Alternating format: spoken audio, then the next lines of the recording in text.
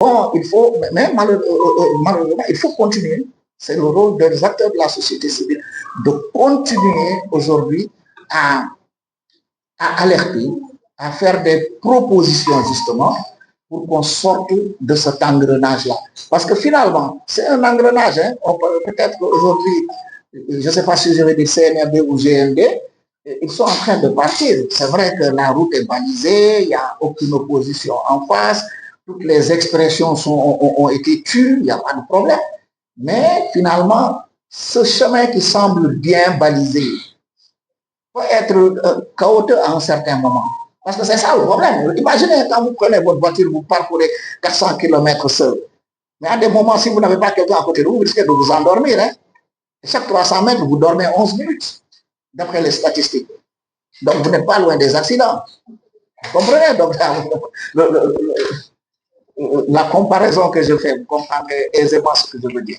Ça, c'est vraiment sur le plan civil et politique. Vous savez, aujourd'hui, et ça, je vais envoyer sur le deuxième thème, sur ce qui se passe au Moyen-Orient et les conséquences que ça peut avoir sur nous dans notre pays. Je ne parlerai pas de pourquoi la guerre au Moyen-Orient, ce n'est pas mon propos. Mais par contre, ce que je veux dire, c'est ça montre, hein, cette situation montre que nos économies qui sont dépendantes des importations souffrent de cette situation géopolitique. Parce que la géopolitique aujourd'hui a cette influence. C'est-à-dire que ce n'est pas quelque chose d'abstrait, hein, c'est une réalité. Et ça se répercute dans les marchés, dans nos quotidiens et dans les prix ricochets. On sait ce qui va se passer.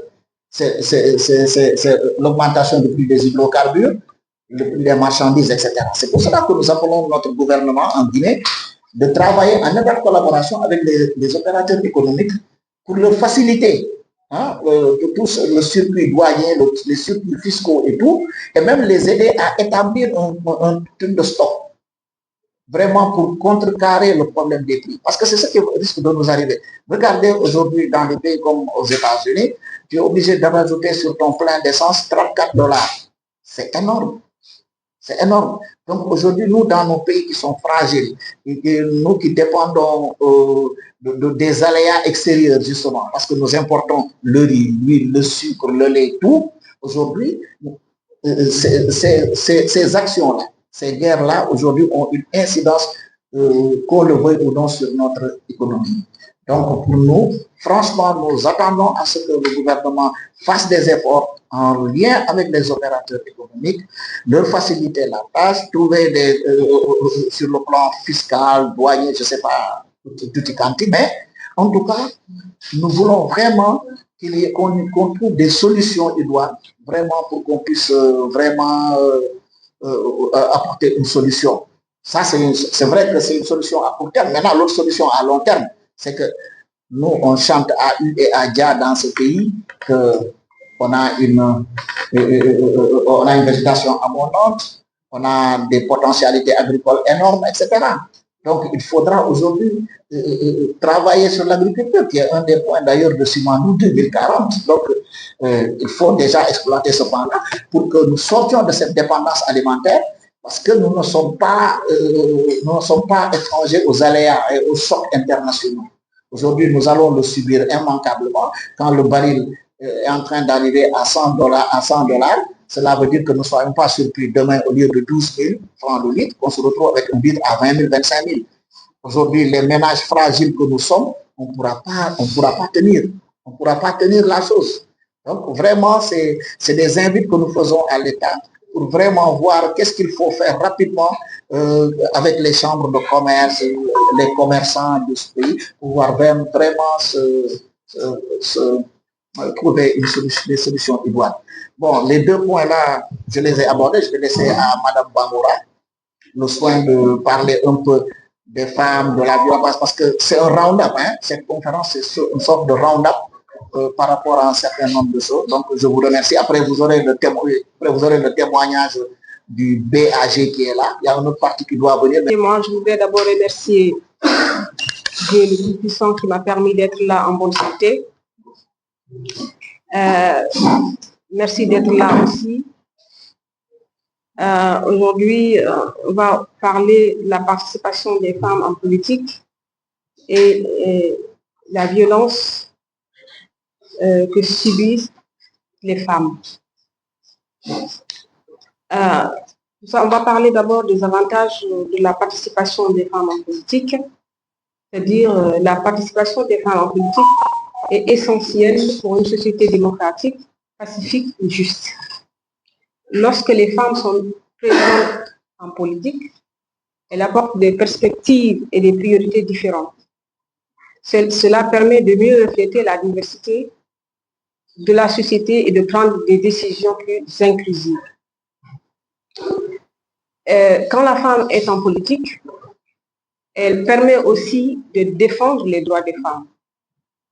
La participation des femmes en politique peut également améliorer la gouvernance en rendant les institutions plus transparentes et responsables. On dit que des études ont montré que la participation de la femme en politique est associée à de meilleurs résultats en matière de développement, tels que l'amélioration de la santé, de l'éducation et de la lutte contre la pauvreté. La femme est plus à l'écoute sur le terrain. C'est-à-dire que au niveau de la santé, si la femme se trouve sur le terrain au niveau de la santé, elle s'acquiert de la réalité, elle apporte des améliorations. C'est valable pour l'éducation et dans d'autres domaines. On dit que l'expertise féminine peut être un avantage dans la conduite des affaires de la nation et aussi dans les visions de développement pour la transformation globale. Mais nous constatons aujourd'hui que la femme est sous-représentée dans les instances de décision. Pourquoi? Parce que la femme est aussi victime de violences. Que ça soit en politique, aussi dans d'autres milieux. Ça peut être en milieu scolaire ou dans bien d'autres milieux. Et cette violence freine la femme pour aller de l'avant, pour s'engager en politique. Ne serait-ce que pas longtemps, nous avons appris qu'une militante de l'UFDG a disparu. Ça n'encourage pas la femme à aller en politique. Il y a un moment, nous avons tous appris ici, je pense que tous les Guinéens étaient au courant de cela, qu'il y a une petite fille qui a été assassinée dans une ambulance. Je crois qu'elle devrait avoir 4 ans, 3 ans, je ne sais pas exactement. Et moi-même, j'avais demandé à des femmes pour qu'on porte assistance à cette femme, qu'on fasse une déclaration par rapport à ce crime. Mais toutes les femmes que j'ai essayé d'approcher pour qu'on fasse une déclaration, elles étaient toutes réticentes. Chacune disait, Madame Bangoura, je n'ose pas. Vous comprenez? Donc, quand il y a la violence, la femme se retire.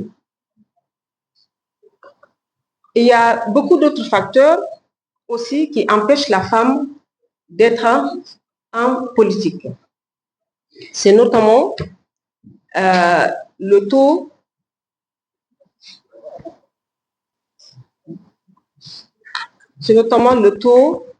d'analphabétisation, parce que il y a beaucoup de femmes qui n'ont pas cette capacité intellectuelle pour être en politique. Pourtant, au niveau de la Constitution, il y a un quota. On dirait qu'il y a un quota de 30%. Mais ça ne se voit pas sur les instances de décision. Donc, il faut absolument que la femme essaye de s'affirmer, de prendre courage et de s'engager en politique. Et elle peut être aidée, c'est-à-dire la femme seule ne peut pas, je pense qu'elle peut être aidée aussi par les hommes. Si la femme est violentée et qu'il y a des hommes qui sont là pour la défendre, il faut absolument qu'il y ait des hommes aussi qui se mettent sur une position de défendre les femmes pour qu'elles s'engagent en politique. Alors, donc, en quelque sorte, c'est ce que je voulais apporter par rapport à la violence sur les femmes en politique et aussi partenaires et amis de la démocratie. Permettez-moi tout d'abord de vous adresser mes sincères salutations. Je me présente devant vous à ma qualité de secrétaire administratif du BAG,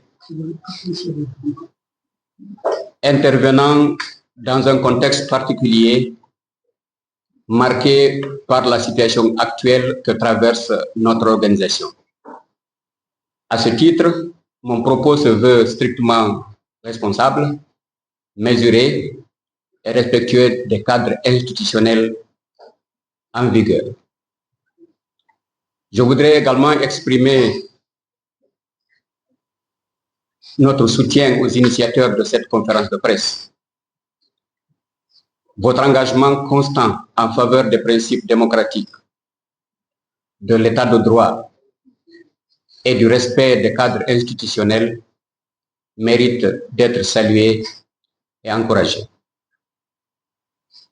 Dans le contexte actuel que traverse notre pays, nous souhaitons adopter une posture responsable, constructive et respectueuse des institutions de la République. Mesdames et messieurs, chers participants, permettez-moi d'apporter en toute responsabilité un bref témoignage relatif à la situation que traverse actuellement le Bloc pour l'alternance en Guinée, BAG. Suite à l'arrêté du 6 mars 2026 portant dissolution de plusieurs formations politiques, notre parti a constaté avec surprise son inclusion dans cette liste, alors qu'il n'avait, à notre connaissance, fait l'objet ni d'un avertissement préalable, ni d'une mesure de suspension telle que prévue par la loi.